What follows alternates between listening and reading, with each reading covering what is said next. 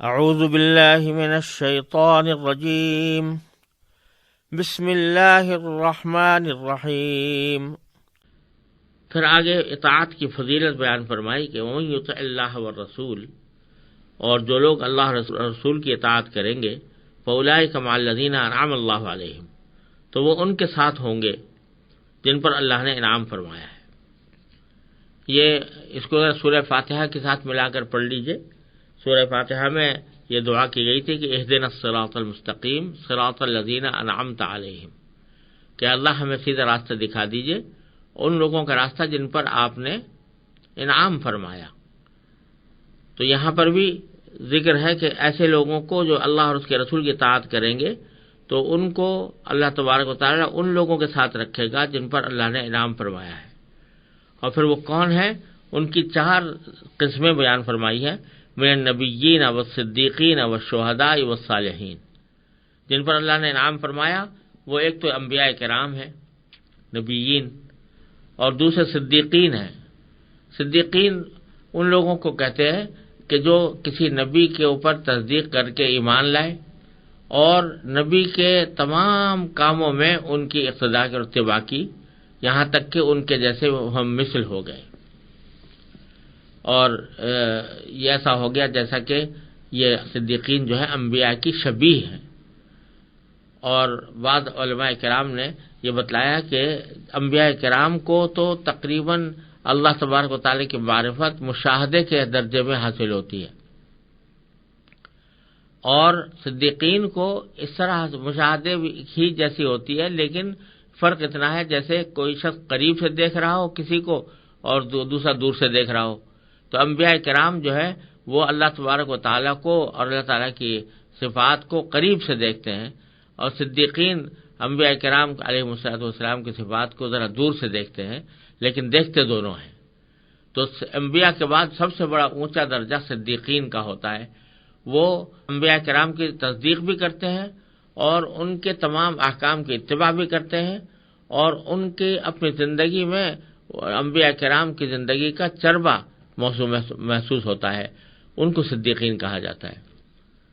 والشہداء، اور تیسرا درجہ شہداء کا ہے، یعنی وہ لوگ جنہوں نے اللہ کے راستے میں اپنی جانیں قربان کر دی، جہاد فی سبیل اللہ کے اندر جانیں قربان کی۔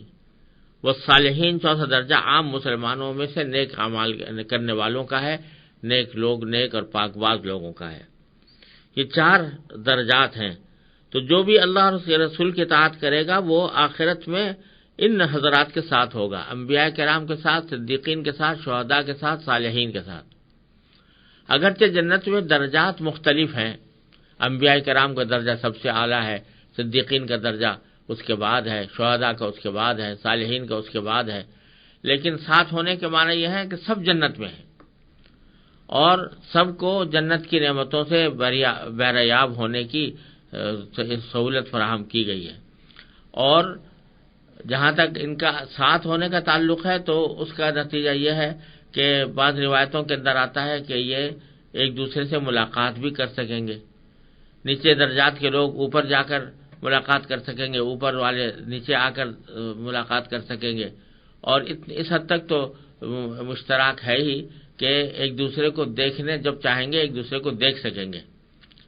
اور بعض روایات کے اندر اس کی صراحت اس طرح آئی ہے کہ اپنے نیچے والے درجات کے لوگ اپنے سے اوپر کے درجات کے لوگوں کو اس طرح دیکھیں گے جیسے کوئی زمین سے بیٹھ کر ستاروں کو دیکھ رہا ہو، تو اس طرح وہ نظر آئیں گے، اور جب اللہ تعالیٰ چاہیں گے اس وقت نظر آئیں گے۔ جب ان کو مثلا کوئی خلوت مقصود ہو تو اس وقت ظاہر ہے کہ اس وقت نظر آنے کا کوئی سوال پیدا نہیں ہوتا۔